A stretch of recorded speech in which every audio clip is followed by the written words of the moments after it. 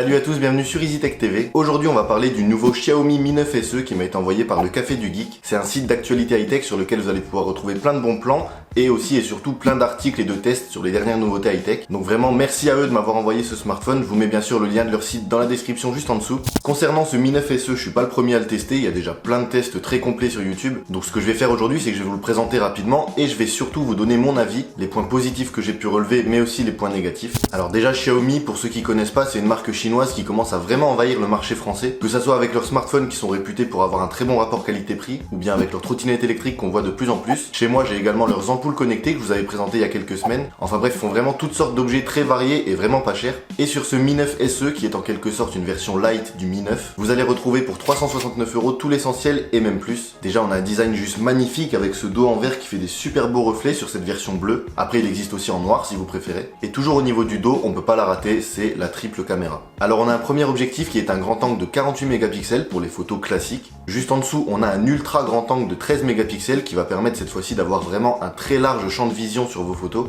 Et le petit troisième, c'est un zoom x2 qui vous permettra de zoomer sans perdre en qualité puisque c'est un zoom optique et non pas numérique. Après, vous retrouvez un peu toutes les options qu'il y a sur les smartphones actuels, comme par exemple le mode portrait avec du flou d'arrière-plan, le mode nuit pour prendre des photos en basse lumière, la vidéo en 4K, la vidéo en super ralenti 960 images par seconde. Bref, tout ce qu'on peut retrouver sur un Samsung à 900 €, sauf que là on est sur un smartphone à 369 €. À l'avant, on a la caméra frontale de 20 mégapixels qui est située dans une encoche en format goutte d'eau comme on dit, donc ça prend pas beaucoup de place, ça va juste venir épouser la forme arrondie de la caméra et tout le reste de la face avant c'est l'écran. On a vraiment très peu de bordure. Et sous cet écran de 5,97 pouces, on retrouve un capteur d'empreinte, ce qui est assez bluffant pour un smartphone à ce prix-là. Surtout qu'il est vraiment efficace et super rapide.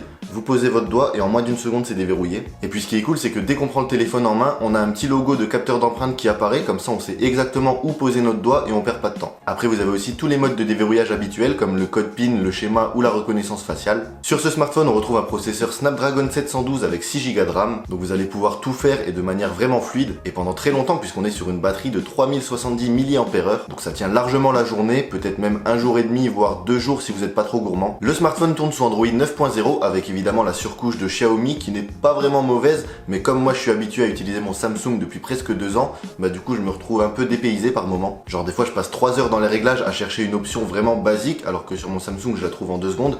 Mais bon, après c'est peut-être une question d'habitude aussi. Bon, du coup ça nous amène à parler des points négatifs que j'ai pu relever et après je vous parlerai des points positifs. Donc déjà, comme je viens de vous le dire, il y a la surcouche de Xiaomi avec laquelle je retrouve pas vraiment l'expérience Android que j'avais jusqu'à maintenant. Ensuite, le dos en verre a beau être magnifique, il prend énormément les traces de doigts. Après c'est qu'un souci d'esthétique, mais bon, c'est quand même un peu chiant. Problème un peu plus grave par contre, c'est qu'on n'a pas la recharge sans fil, pourtant ça commence à bien se démocratiser et je commençais à m'y habituer. Mais bon, après, un smartphone à 369 €, on peut pas tout lui demander non plus. On a également l'absence de prise jack comme sur la plupart des téléphones en 2019. Moi personnellement j'utilise que des casques Bluetooth donc c'est pas un problème, mais peut-être que pour vous c'est un problème, du coup je préfère vous le préciser. Après ils ont quand même pensé à fournir dans la boîte un adaptateur USB-C vers prise jack, mais du coup vous pourrez pas charger votre téléphone et écouter de la musique en même temps. Au niveau vidéo vous avez le mode ralenti et le mode super ralenti, mais quand vous filmez en mode normal vous pouvez uniquement filmer en 30 images par seconde, ce qui fait que vous ne pourrez pas filmer des choses et les ralentir plus tard au montage, parce qu'il n'y a pas assez d'images tout simplement. Si vous connaissez un peu le domaine de la vidéo vous savez de quoi je parle, et du coup je pense que ce smartphone ne s'adresse pas aux vidéastes. Pour un utilisateur lambda, c'est très bien, vous allez pouvoir immortaliser ce que vous voulez et le regarder quand vous voulez. Mais pour quelqu'un qui souhaite vraiment réaliser des vidéos avec du montage et notamment du ralenti, ça va être un peu plus compliqué. Et pour ce qui est des photos, j'ai remarqué que même quand on désactive le filtre beauté, vous savez c'est les filtres dégueulasses qui vous lissent la peau et qui la floutent un peu pour vous rendre plus beau et plus jeune, et ben même quand on le désactive, j'ai l'impression qu'il y en a quand même un par défaut, genre obligatoire. Et ça apparemment c'est un problème typique des smartphones chinois d'imposer un filtre beauté par défaut même quand on désactive tout.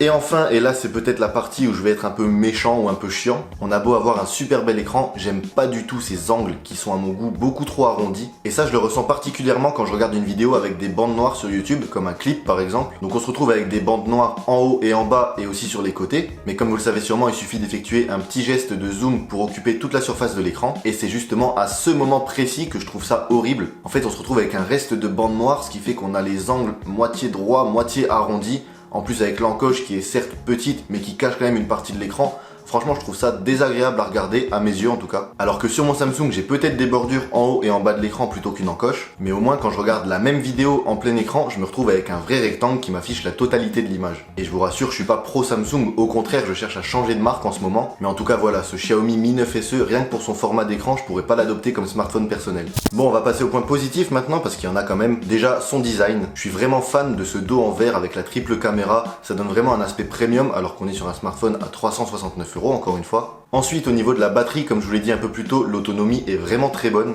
Autre gros point positif, c'est qu'on a la charge rapide, donc vous allez pouvoir charger la moitié de votre batterie en 30 minutes seulement. Pour ce qui est des photos et des vidéos, je vous l'ai dit, c'est pas vraiment pour les professionnels, mais si vous cherchez simplement un smartphone pas cher qui fait des belles photos et des belles vidéos, ça fait largement l'affaire. Au niveau de l'écran, je vous ai dit que j'aimais pas du tout son format et ses angles, mais par contre, au niveau de la qualité d'image et des couleurs, c'est vraiment top. C'est même assez bluffant pour un smartphone à ce prix-là d'avoir un si bel écran. Autre chose qui m'a assez surpris et que toutes les marques ne font pas forcément, c'est que dans la boîte d'origine, on nous fournit directement une coque de protection en silicone. Donc ça, c'est vraiment très bien joué de leur part. Et enfin, le dernier gros point positif, c'est au niveau du capteur d'empreinte. C'est la première fois que j'ai l'occasion de tester un capteur d'empreinte qui est situé vraiment sous l'écran, sous le verre directement. Et je dois avouer que ça fonctionne vraiment bien. Et puis en plus, c'est super rapide. Bref, donc voilà les points positifs et négatifs que j'ai pu relever sur ce Xiaomi Mi 9 SE. Moi, comme je vous l'ai dit, je pourrais pas l'utiliser comme smartphone personnel au quotidien pour plusieurs raisons. Mais si par contre, vous, il vous intéresse, je vous mets bien sûr le lien d'achat dans la description juste en dessous. Et je vous mets également le site du Café du Geek que je vous invite à aller visiter et que je remercie encore une fois pour m'avoir permis de réaliser cette vidéo. En tout cas, cette vidéo, j'espère qu'elle vous aura plu. Si c'est le cas, n'hésitez pas à mettre un pouce bleu et à vous abonner à ma chaîne YouTube pour ne pas rater les prochaines vidéos. Et moi, je vous dis à bientôt.